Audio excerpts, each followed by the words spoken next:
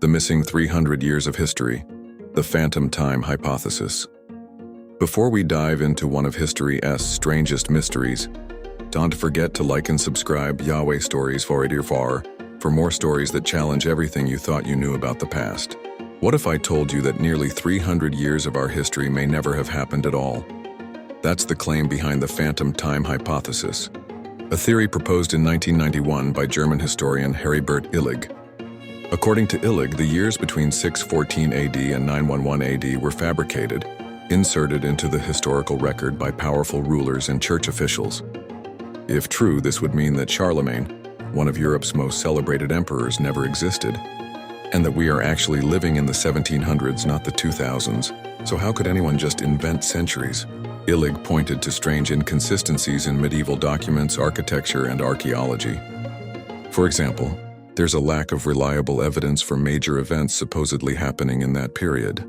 Written records are sparse, coins are suspiciously similar across decades, and certain buildings attributed to the 7th-9th centuries resemble styles from much later.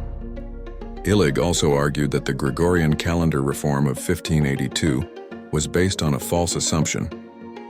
The calendar was adjusted by 10 days to correct for drift since the time of Julius Caesar's Julian calendar.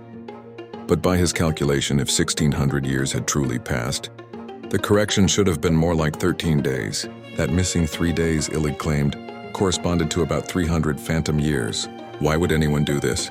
The theory suggests that Holy Roman Emperor Otto III and Pope Sylvester II conspired to rewrite history, to place themselves at the millennial year 1000 AD, giving their reigns greater spiritual and political significance.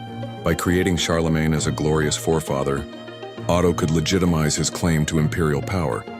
Most mainstream historians reject the hypothesis, pointing out that astronomy, Chinese and Islamic records, and radiocarbon dating align with our current timeline. They argue the missing centuries are real, even if poorly documented. Still, the idea continues to fascinate because it raises a chilling question. How much of our past is truly real, and how much is written to serve power? Whether or not the phantom time hypothesis is true, it forces us to remember that history isn't just about what happened. It is about who tells the story, and why. And if entire centuries could be faked, what else might still be hidden? Like and subscribe to Yahweh Stories 444 for more deep dives into history's greatest mysteries.